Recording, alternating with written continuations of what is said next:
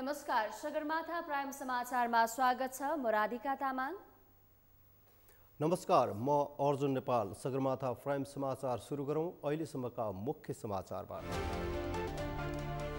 संघीय लोकतान्त्रिक गणतन्त्रमाथि हिलो छाप्ने कोसिस भइरहेको प्रधानमन्त्री दाहालको जिकिर। भारत भ्रमणको तयारी नयाँ रेकर्ड बनाउने गरी हुने लागेको दावी। सरकारले ल्याएको नीति तथा कार्यक्रम संसदबाट पारित हुन नदिने एमाले अध्यक्ष केपी शर्मा ओलीको जिकिर। नीति तथा कार्यक्रम अस्पष्ट, अन्योलग्रस्त र दिशाहीन रहेको आरोप। सुदूरपश्चिम प्रदेशमा मन्त्री परिषद विस्तार, नवनियुक्त मन्त्रीले लिए शपथ। नागरिक उन्मुक्ति पार्टी भने सरकारमा सहभागी भएन।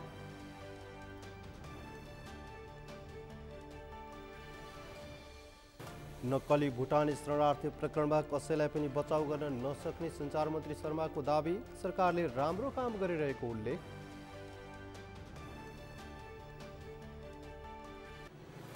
र विश्वका 43 देशका 1 अर्ब मानिस हैजाको जोखिममा। हैजाबाट प्रभावित देशहरूको संख्या बढ्दै जाँदा रोकथाम र प्रतिकार्यका लागि उपलब्ध स्रोतमा कमी।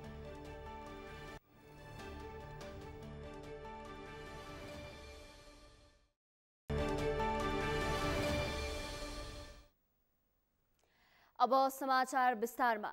प्रधानमन्त्री पुष्पकमल दाहालले सत्तापक्ष र प्रमुख प्रतिपक्षका नेताहरू बैठकमा बस्नुलाई नराम्रो दृष्टिकोणबाट लिन नहुने बताउनु भएको छ। शनिबार काठमाडौँमा अखिल नेपाल ट्रेड युनियन महासंघको पदस्थापना कार्यक्रमलाई सम्बोधन गर्दै उहाँले यस्तो बताउनु भएको हो। उहाँले सत्तापक्ष र प्रमुख प्रतिपक्षका नेताहरूको बैठक बस्दा भ्रष्टाचार प्रकरणलाई सामसुम बनाउन लागेको हो कि भन्ने शंका गर्न नहुने भन्दै आफूहरू सदनलाई प्रभावकारी बनाउन र परिवर्तनलाई उल्ट्याउने प्रयत्न विरुद्ध एकजुट हुनका लागि बसेको बताउनुभयो। उहाँले अहिले संघीय लोकतान्त्रिक गणतन्त्रमाथि हिलो छाप्ने कोसिस भइरहेको बताउनुभयो। नेपाली जनताले झण्डै 7 दशक भन्दा बढी संघर्ष गरेर जनयुद्ध र जनआन्दोलन, मधेस आन्दोलन लगायत सबै न्यायपूर्ण आन्दोलन र हजारौंको बलिदानबाट प्राप्त भएको परिवर्तनलाई उल्ट्याउने कतै न कतै दुस्साहस एक थरी मान्छेले गरेको यो परिवर्तन माथि संघीय लोकतान्त्रिक गणतन्त्रमाथि हिलो छाप्ने कोसिस गरेको तपाई हामी सबैले धेरथोर महसुस गरेकै छौं। प्रधानमन्त्री दाहालले पुँजी बजार सम्बन्धीका सेटिङहरू भत्काएको बताउनुभयो। उहाँले सरकारले अहिले राजस्व वृद्धि गर्न र अर्थतन्त्रलाई सुदृढ बनाउन पहल थालेको बताउनुभयो। उहाँले सरकारले रेमिट्यान्सको वृद्धि गर्न पनि काम गरिरहेको बताउनुभयो।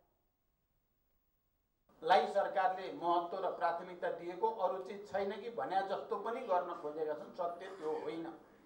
हामीले अरु सबै चीज सुशासनको दृष्टिकोणले आवश्यक पर्ने सबै कुरामा पनि हामी पहल कदमी लिएका छौं। तपाईहरुले सुन्नु भएको छ पुँजी बजारसँग सम्बन्धित त्यहाँ हुन खोज्ने सबै खालका सेटिङहरूलाई पनि हामीले भत्काएका छौं। तपाईहरुले कतिको नोट गर्नु भएको छ।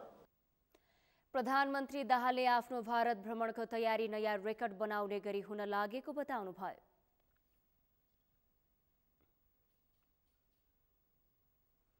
प्रमुख प्रतिपक्ष दल नेकपा एमाले सरकारले संसदमा प्रस्तुत गरेको आगामी आर्थिक वर्षको नीति तथा कार्यक्रम पारित हुन नदिने भएको छ।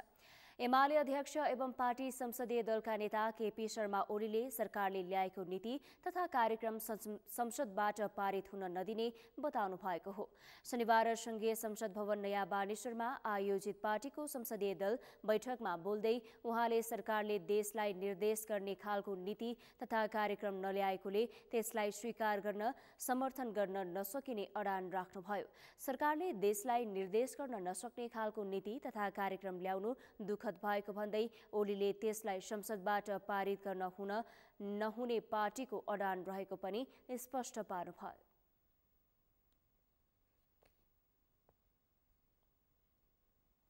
कहीं शब्दावली, कहीं वाक्य, कहीं प्याराग्राफ तान्तुन गरियो।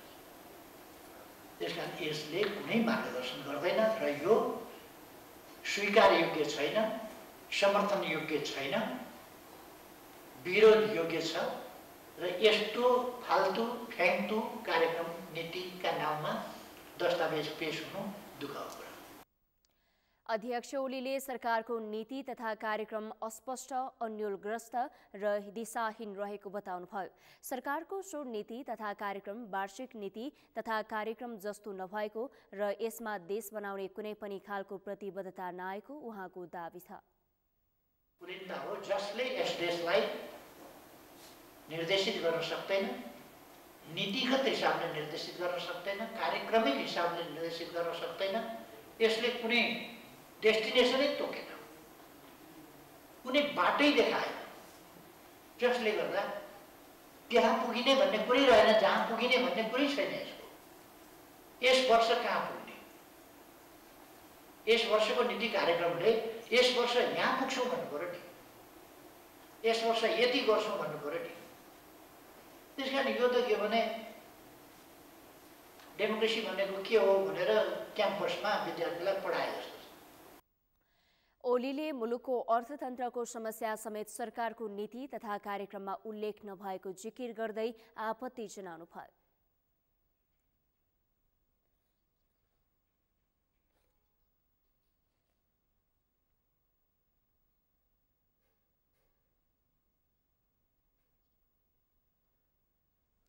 सञ्चार तथा सूचना प्रविधि मन्त्री रेखा शर्माले नक्कली भुटानी शरणार्थी प्रकरणमा कसैले कसैलाई पनि बचाउ गर्न सक्ने अवस्था नरहेको बताउनु भएको छ।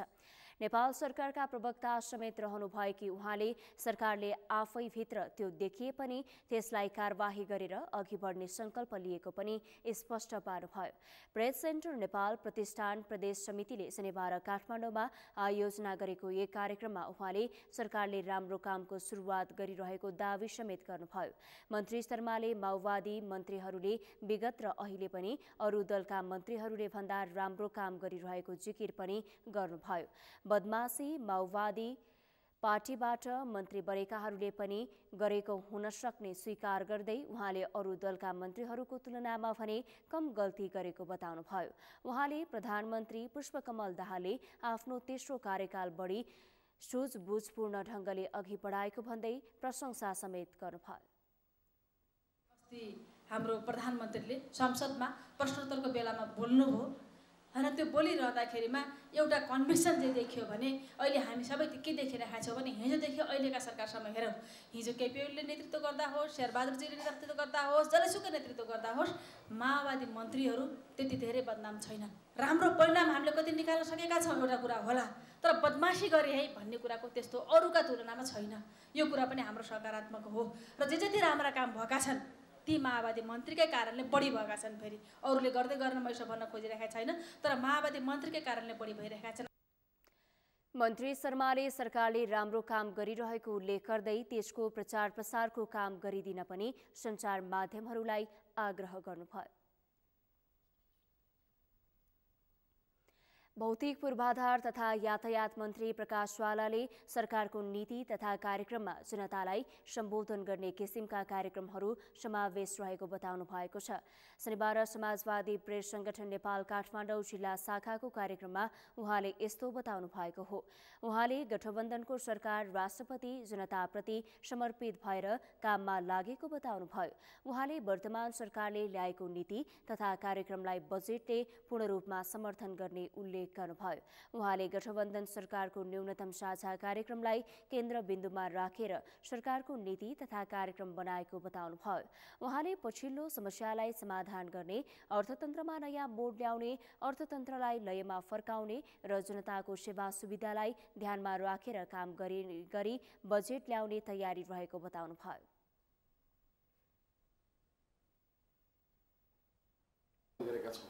यो क्षेत्रलाई पनि सम्बोधन गर्ने केही चाहिँ सवालहरू हामीले सम्बोधन गरेका छौँ र त्यसलाई अब त्यो चाहिँ नीति कार्यक्रम हो, त्यसलाई अलि ठोस रूपमा मूर्त रूपमा बजेटले अभिव्यक्त गर्छ। खास गरी यसको ग्राउन्ड भनेको गठबन्धन सरकारको न्यूनतम साझा कार्यक्रम हो। न्यूनतम साझा कार्यक्रम हामीले सार्वजनिक गऱ्यौँ सरकार गठन भइसकेपछि, त्यो न्यूनतम साझा कार्यक्रमको बेसमा नीति तथा कार्यक्रम आएको छ। मन्त्री ज्वालाले भ्रष्टाचार प्रकरणमा कुनै आग्रह पूर्वाग्रह बिना अनुसन्धान भइरहेको बताउनुभयो।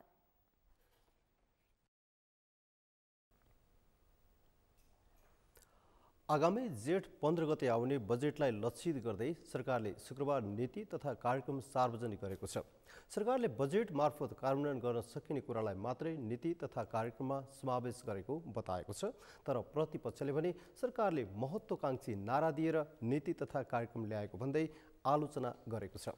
हरेक सरकारले सार्वजनिक गरेका नीति तथा कार्यक्रम राम्रा हुन्छन्, तर कार्यान्वयन भने 1/4 पनि हुन सक्दैनन्। अमृत ढकालको रिपोर्ट। संवैधानिक व्यवस्था अनुसार आगामी जेठ 15 गते ल्याउनु पर्ने आर्थिक वर्षको बजेटलाई लक्षित गर्दै शुक्रबार सरकारका तर्फबाट राष्ट्रपति रामचन्द्र पौडेलले नीति तथा कार्यक्रम सार्वजनिक गरे। मुलुकको अर्थतन्त्र कठिन अवस्थामा रहेको भन्दै आगामी बजेटले अर्थतन्त्र सुधार गर्ने बताइए पनि सुधारका ठोस योजना भने सरकारले अघि सार्न सकेन।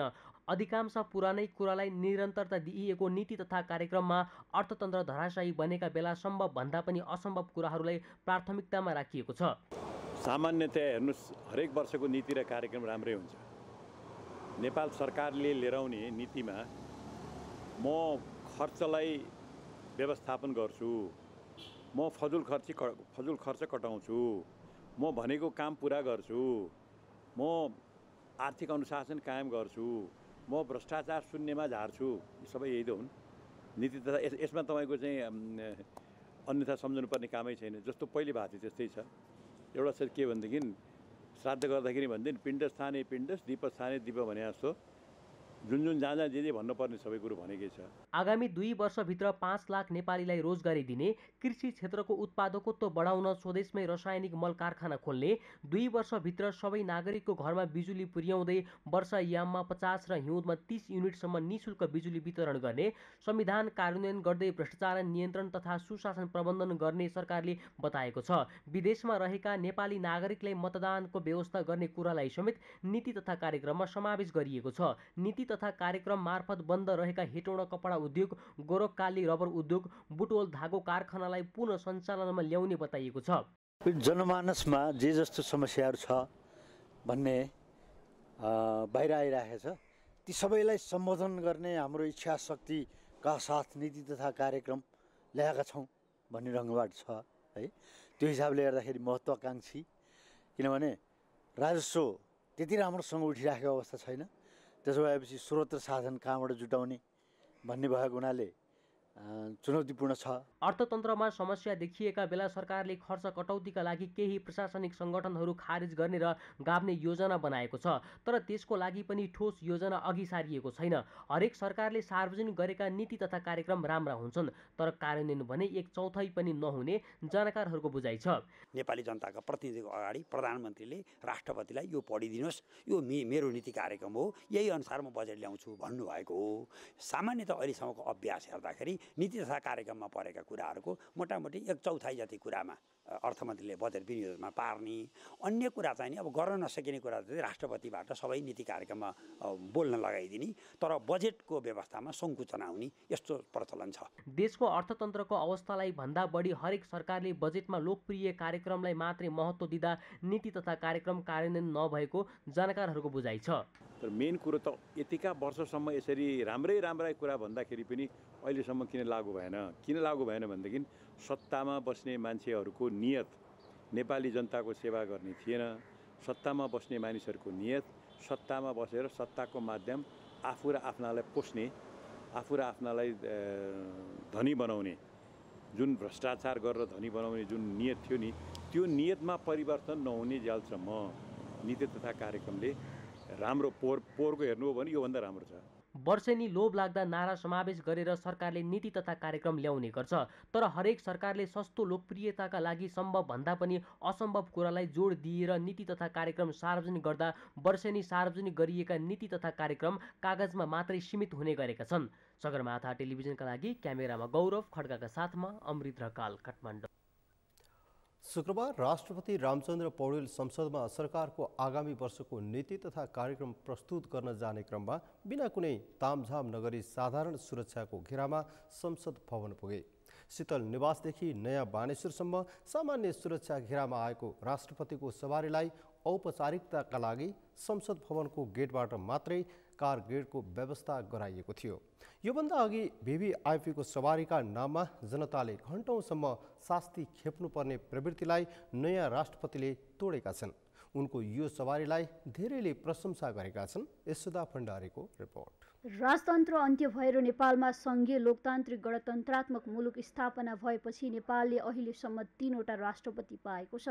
तर राजतन्त्र फ्याकेर गणतन्त्र ल्याएको मुलुकमा पनि राष्ट्रपतिहरूको सवारीले राजतन्त्रकै झल्को दिन्थ्यो। अगुवा पछुवा राखेर कारगेट सहितको राष्ट्रपतिको सवारीले उनीहरूलाई त महामहिमको आवास गराउँथ्यो होला, तर आम जनता उनीहरूको सवारीले गर्दा घण्टौँ जाममा बसेर शास्ति खेप्न बाध्य हुन्थे। पूर्व राष्ट्रपति विद्यादेवी भण्डारीको त्यही तडक भडक र तामझाम सहितको सवारीले उनी धेरै आलोचित भइन्। उनको सवारीका कारण चिकित्सकलाई प्रहरीले लाठी चार्ज गरेको घटना अझै ताजै छ। पूर्व राष्ट्रपतिहरूको राजतन्त्रको झल्को दिने सवारीको परम्परालाई वर्तमान राष्ट्रपति रामचन्द्र पौडेलले तोड्ने प्रयास गरेका छन्। यसको ताजा उदाहरण शुक्रबार शीतलनिवासदेखि संसद जाने क्रममा राष्ट्रपति पौडेल कुनै तामझाम नगरी जनतालाई शास्ति नदिई साधारण तरिकाले संसदमा प्रस्तुत भएका थिए। उनको सवारीकै कारण जनताले शास्ति खेप्नु परेन। जनतालाई शास्ति नदिएर राष्ट्राध्यक्षको सुरक्षा सहित सामान्य तरिकाले पनि राष्ट्रपतिको सवारी हुन सक्ने भन्दै राष्ट्रपतिको यो सवारी स्वागत योग्य रहेको लामो समय ट्राफिकमा खटेका प्रहरीहरू बताउँछन्। विशिष्ट महानुभावहरूको काठमाडौँका सडकहरूमा विभिन्न समारोहहरूमा सवारी चलाउँदाखेरि जनताको आवागमन पुरै ठप्प गरेर कुनै पनि सवारी साधन चाहिँ चल्न नदिकन सवारी चलाउँदा उहाँको मान प्रतिष्ठा सम्मान बढ्ने चाहिँ होइन हैन। विशिष्ट महानुभावहरूले जहिले पनि जनताको सुविधालाई ध्यानमा दिनुपर्छ। नर्मल अवस्था छ, शान्ति सुरक्षाको अवस्था प्रतिकूल पनि छैन हैन भने त्यो अवस्थामा विगत जस्तो जनतालाई शास्ति दिएर सवारीको मुभमेन्ट चाहिँ गराउनु हुँदैन। त्यसै पनि काठमाडौँका सडकहरूले सवारी साधनको अहिलेको मौजुदा अवस्थालाई धान्न सक्दैन।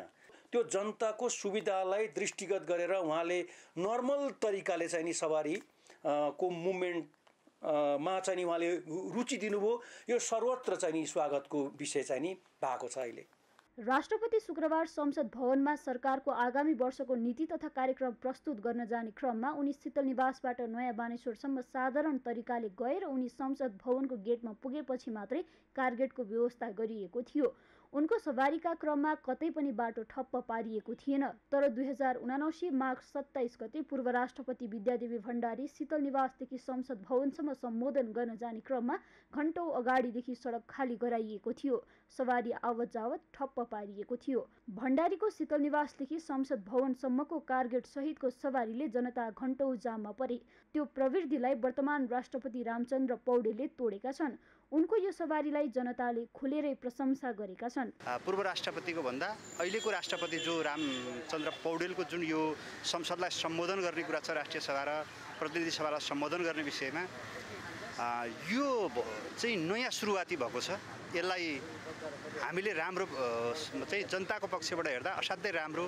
उहाँ चाहिँ आउने जाने क्रममा जो जनताले गाडीहरू जाम हुने, डक्टरहरूले कुटाइ खाने हैन यस्तो स्थिति थियो, यसको अन्त्य भएको महसुस गरेका छौँ हामी। यो चाहिँ लोकतन्त्र गणतन्त्रको चाहिँ यो एउटा चाहिँ सुरुवाती हो। राष्ट्रपति हुनुभएको रामचन्द्र पौडेल ज्यूले जुन एउटा चाहिँ जनताप्रति देखाउनु भएको त्यो सद्भाव छ, त्यो एकदमै स्मरणीय छ भन्नुपर्छ।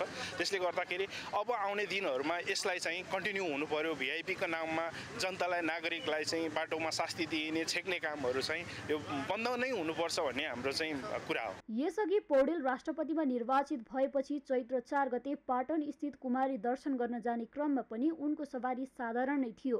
आफू राष्ट्रपति भएको 2 महिनामा उनले ल्याएको परिवर्तनलाई धेरैले प्रशंसा गरेका छन्। भिभिआइपीको सुरक्षा हुनु पर्दैन भनेको होइन, तर सुरक्षा त्यसरी गरियोस् जसले गर्दा जनताले शास्ति खेप्न नपरोस्। सगरमाथा टेलिभिजनका लागि क्यामेरामा सुनिल कोलीका साथमा यशोदा भण्डारी, काठमाडौँ। शुक्रबार राष्ट्रपति रामचन्द्र पौडेल संसद भवनमा सरकारको आगामी वर्षको नीति तथा कार्यक्रम प्रस्तुत गर्न जाने क्रममा उनले कुनै तामझाम नगरी संसद भवन गए। उनको सवारीका क्रममा कतै पनि बाटो ठप्प पारिएको थिएन।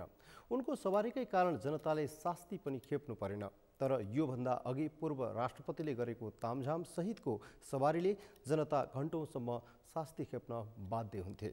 यसै सन्दर्भमा हामीले आजको सगरमाथा जनबोलीमा सर्वसाधारणलाई सोधेका थियौँ, तामझाम बिना राष्ट्रपतिको सवारी तपाईलाई कस्तो लाग्यो? हेरौँ उनीहरूको भनाइ उनीहरूकै शैलीमा।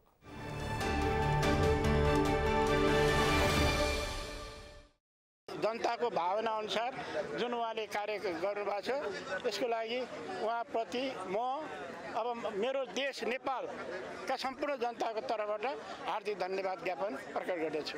अब यो रामचन्द्र पौडेलजी आउनुभयो राष्ट्रपति, उहाँले चाहिँ नि गर्नु अहिले त उहाँले गरेको राम्रै छ, ठिकै छ। अब पछि के हुन्छ उहाँको पनि हेर्ने बाँकी छ। अहिलेको राष्ट्रपतिले जुन कदम चाल्नु भएको छ अथवा चाहिँ तामझाम नगरिकन आफ्नो फङ्सनमा जुन जानुभएको छ उहाँले अत्यन्तै राम्रो गर्नुभएको छ। हामी जनताहरूलाई कुनै पनि दुःख नदिइकन अनि हामी जुन चाहिँ पहिला चाहिँ गाडी रोकेर पुरा सडकहरू फराकिलो बनाएर कसैलाई पनि हिँड्न नदिइकन जुन राष्ट्रपतिले गर्थे, राजाहरूले गर्थे, त्यो चाहिँ अहिले चाहिँ यहाँको राष्ट्रपतिले चाहिँ आनन्दसँग छ।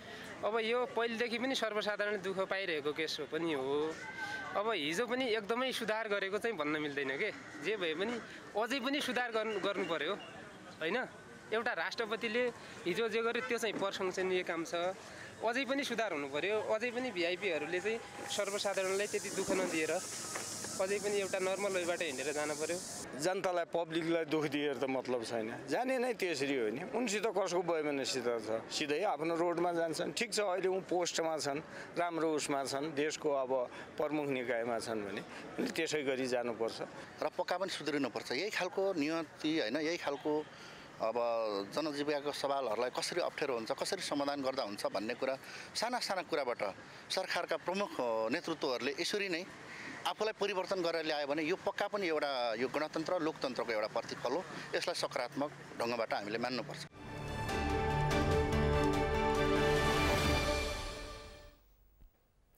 सगरमाथा प्राइम समाचारमा पालो भएको छ विश्रामको। विश्रामपछि संविधानको पुनर्मूल्याङ्कन गर्ने बेला नभएको प्रथम राष्ट्रपति रामवरण यादवको भनाई। संविधानलाई संरक्षण गरेर लैजान नसके देशलाई सम्हाल्न गाह्रो हुने दावी। कुनै व्यक्ति र व्यवसाय विशेषका लागि करका दर हेरफेर नहुने अर्थमन्त्री महतको स्पष्टोक्ति। बजेट आइसकेपछि क्यालेन्डर बनाएर काम गर्ने प्रतिबद्धता। र अर्थ समितिमा राष्ट्रपा सांसद श्रेष्ठ अर्थमन्त्री महतबीच भनाभन। अर्थमन्त्रीले जिज्ञासा मात्रै राख्नु भनेपछि दुई बीच मतान्तर।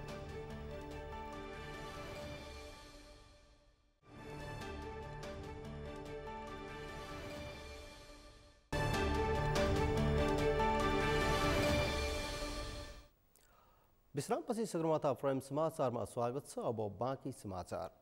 नेपालका प्रथम राष्ट्रपति डाक्टर रामवरण यादवले संविधानको पुनर्मूल्याङ्कन गर्ने बेला नभएको बताउनु भएको छ। शुक्रबार काठमाडौँमा वरिष्ठ अधिवक्ता डाक्टर चन्द्रकान्त गेवालीद्वारा लिखित पुस्तक नेपालको संविधानको व्याख्या भाग 1 र 2 को विमोचन कार्यक्रमलाई सम्बोधन गर्दै उहाँले यस्तो बताउनु भएको हो। उहाँले अहिले नै संविधानको पुनर्मूल्याङ्कनको बेला नभएको भन्दै अहिले पूर्ण रूपमा संविधान लागू गरेर जाने समय रहेको बताउनुभयो। उहाँले वर्तमान संविधानको कार्यान्वयन सही ढङ्गबाट गर्न बाँकी नै रहेको बताउनुभयो। प्रथम राष्ट्रपति यादवले वर्तमान संविधानलाई संरक्षण गरेर लैजान नसकी देशलाई सम्हाल्न गाह्रो हुने दावी समेत गर्नुभयो। र बिस्तारै तपाईँको हामीले 10 वर्ष होस्, एक आध चुनावहरू होस् र राम्रोसँग यो सफल होस्, त्यो हामी चाहन्छौँ। मैले तपाईँहरूको बिचमा किन आउँछु, यो संविधान जस्तो भन्नुभयो नि कि सबभन्दा बढी किनकि त्यत्रो मेहनत गरेर यो संविधान जो ल्यायौँ र नेपाली जनताले आफैले लेखेको संविधान जो पाएको छ, यो संविधानलाई यदि हामीले संरक्षण गरेर लाग्न सकेन भने भोलि हामीले यो देशलाई सम्हाल्न सक्दैनौँ। उहाँले भू राजनीतिक अन्तर्राष्ट्रिय परिप्रेक्ष्य, लोकतान्त्रिक व्यवस्था र कानुनको शासनलाई सोचेर नै संविधान बनाइएको भन्दै यसलाई पूर्ण रूपमा कार्यान्वयन गर्न जरुरी रहेको उल्लेख गर्नुभयो।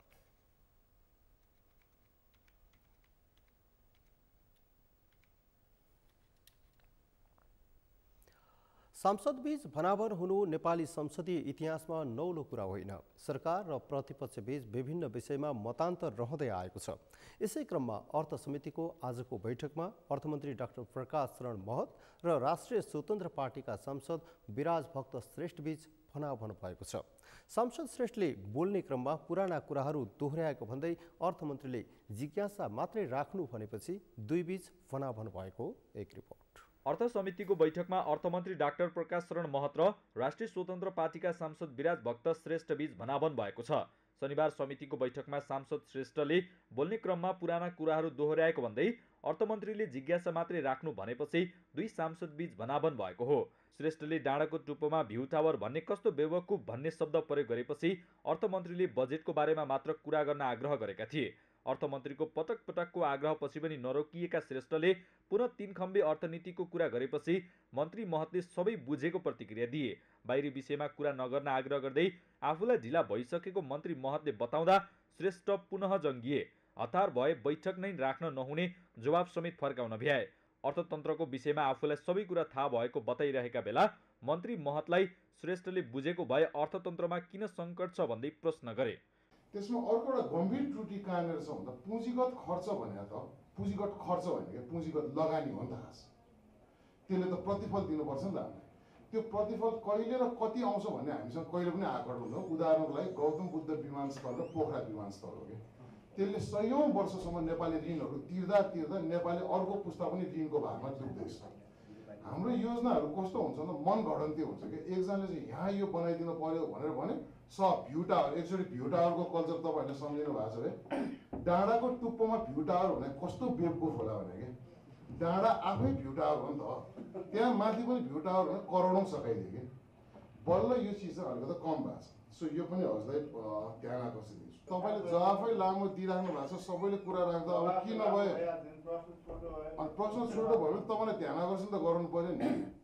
मैले लाखौँ मान्छेको तपाईँको बेस लाइनमा भएको सहकारीको 50-100 रुपियाँ खाएर सहकारी भागिरहेछ भने क्या खर्बौँ रुपियाँ औपचारिक तपाईँको वित्तीय प्रणालीमा छैन।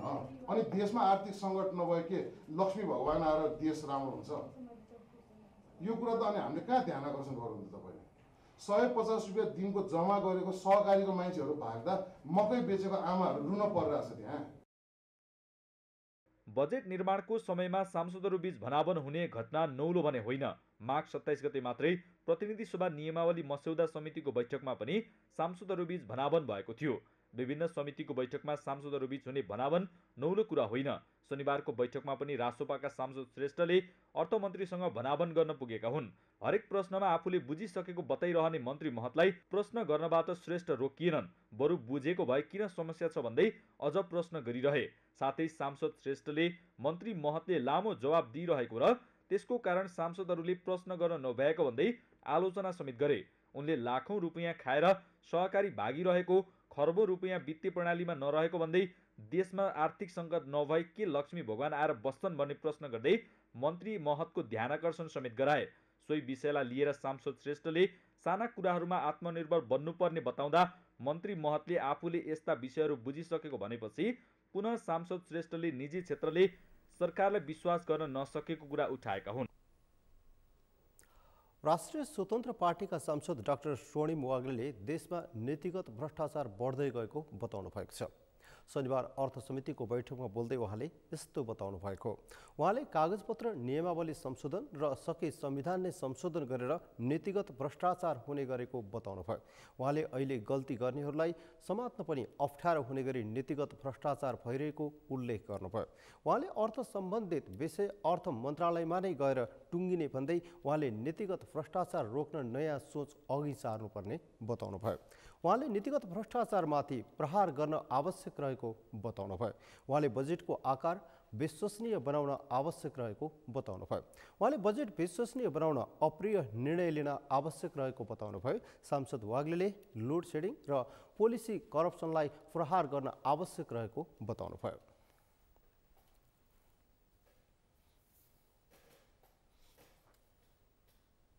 पोलिसी करप्सन बढ्यो यो देशमा र यसरी गरिन थाल्यो कि अब त कागजपत्र मिलाएर बकाइदा नियमावली संशोधन गरेर उस्तै परे ऐनै संशोधन गरेर अब सामर्थ्य भयो त संविधानै संशोधन गरेर पनि करप्सनलाई लेजिटिमाइज गर्ने, लिगलाइज गर्ने किसिमले गाह्रो छ।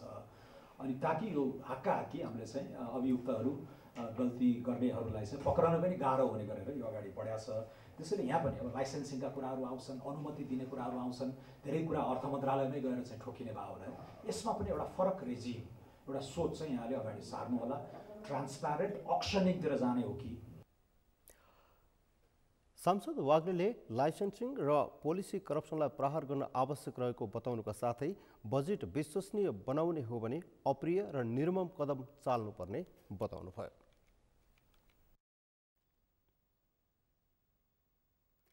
उप प्रधानमन्त्री एवं गृहमन्त्री नारायण काजी श्रेष्ठ र अमेरिकी सहयोग नियोग मिलेनियम च्यालेन्ज कर्पोरेसन एमसीसीका उपाध्यक्ष जोनाथन ब्रुक्सबीच भेटवार्ता भएको छ। नेपाल भ्रमणको क्रममा रहेका एमसीसी उपाध्यक्ष ब्रुक्स नेतृत्वको टोलीले शनिबार सिंहदरबार स्थित गृह मन्त्रालयमा पुगेर उप प्रधानमन्त्री श्रेष्ठसँग शिष्टाचार भेट गरेको हो।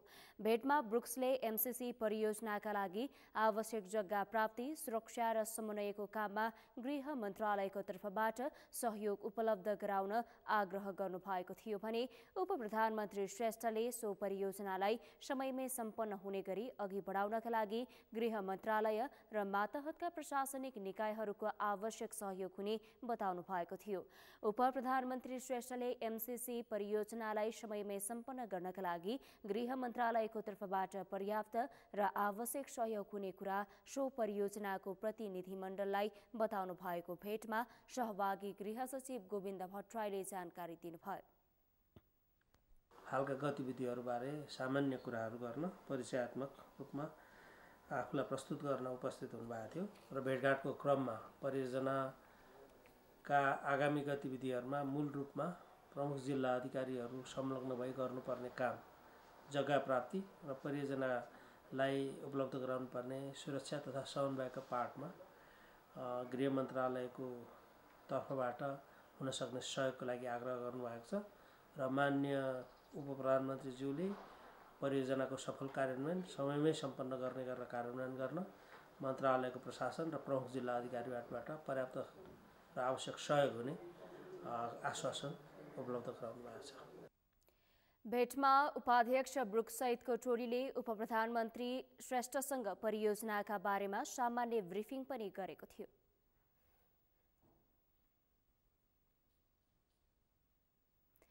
काठमाडौँको सुकुम्बासी समस्या समाधानका लागि महानगरले पटक पटक प्रयास गरे पनि सफल हुन सकेको छैन।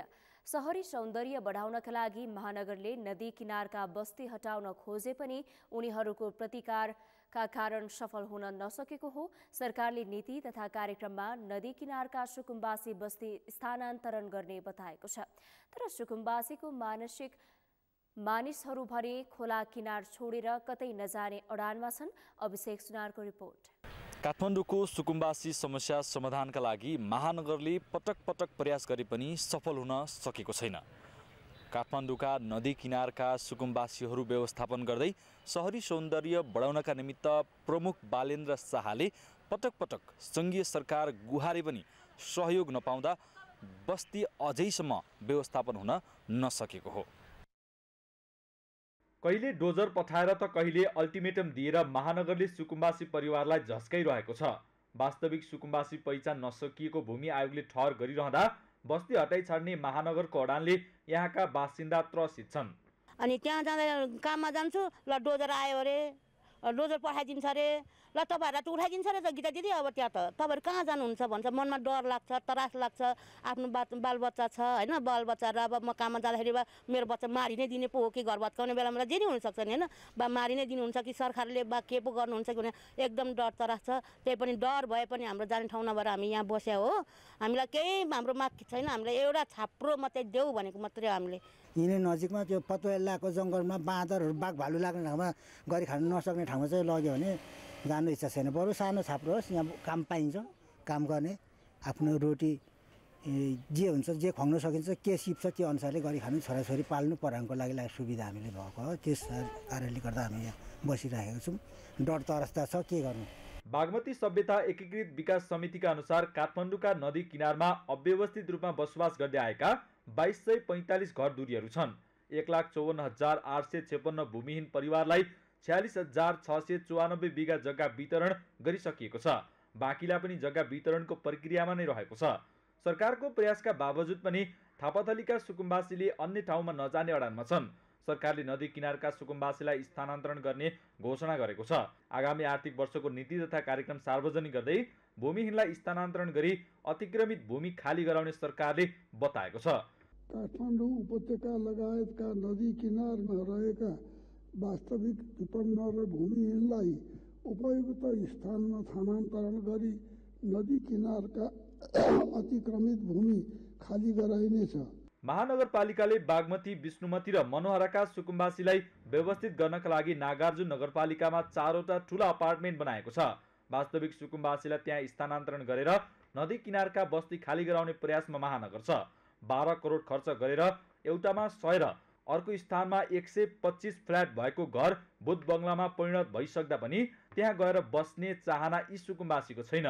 हिउँदमा ढल गनाउने र वर्षायाममा बाढी पसेर घर नै डुबाउने समस्याका बावजुद पनि उनीहरू त्यो ठाउँ छाड्ने सुरमा छैनन्। सुविधा सम्पन्न स्थानमा बस्न चाहेका उनीहरू महानगरले हटाउने प्रयास गरे पनि प्रतिकारमा उत्रिन तयार रहेको तर ठाउँ छोड्न नसक्ने बताउँछन्।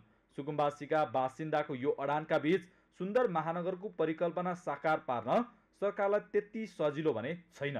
सगरमाथा टेलिभिजनका लागि क्यामेरामा प्रताप लामाका साथ अभिषेक सुनार, काठमाडौँ।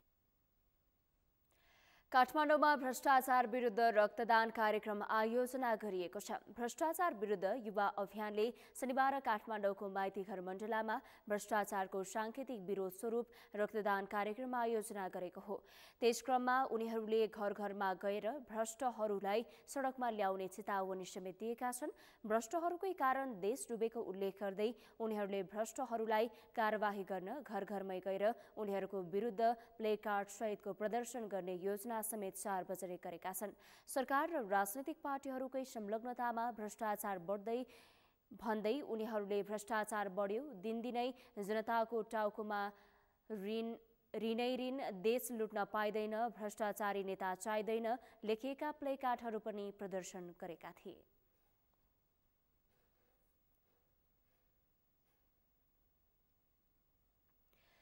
सगरमाथा प्राइम समाचारमा अब पालो विश्रामको। विश्रामपछि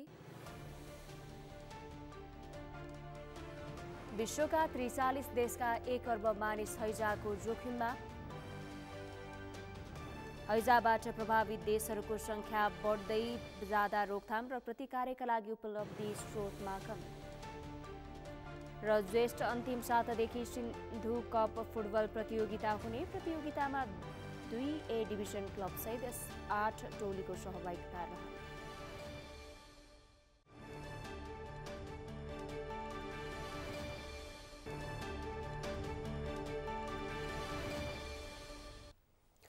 सगरमाथा प्राइम समाचारमा अब पालो भएको छ खेल समाचारको।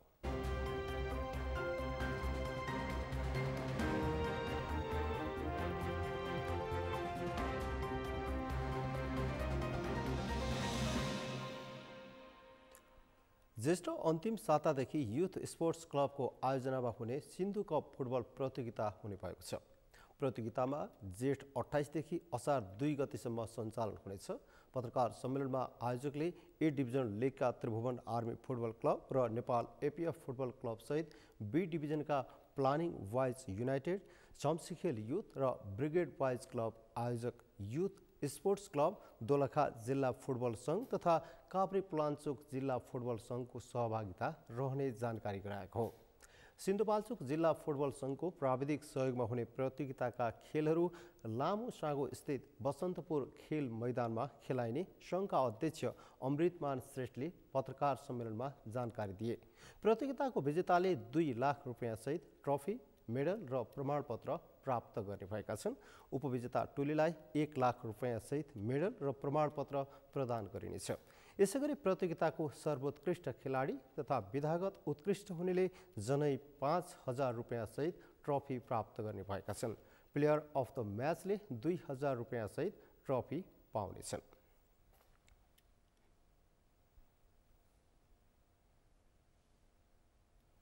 सगरमाथा प्राइम समाचारको अन्त्यमा मुख्य समाचार पुनः एकपटक। संघीय लोकतान्त्रिक गणतन्त्रमाथि हिलो छाप्ने कोसिस भइरहेको प्रधानमन्त्री दाहालको जिकिर। भारत भ्रमणको तयारी नयाँ रेकर्ड बनाउने गरी हुन लागेको दावी।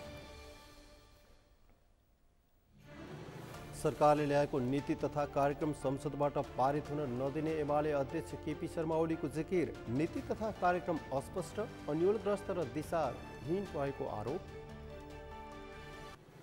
सुदूरपश्चिम प्रदेशमा मन्त्री परिषद विस्तार, नवनियुक्त मन्त्रीले लिए शपथ। नागरिक उन्मुक्ति पार्टी भने सरकारमा सहभागी भएन।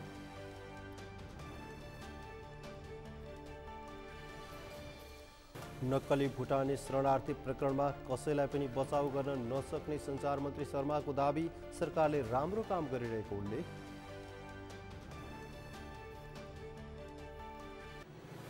र विश्वका 43 देशका 1 अर्ब मानिस हैजाको जोखिममा। हैजाबाट प्रभावित देशहरूको सङ्ख्या बढ्दै ज्यादा रोकथाम र प्रतिकारका लागि उपलब्ध स्रोतमा कमी।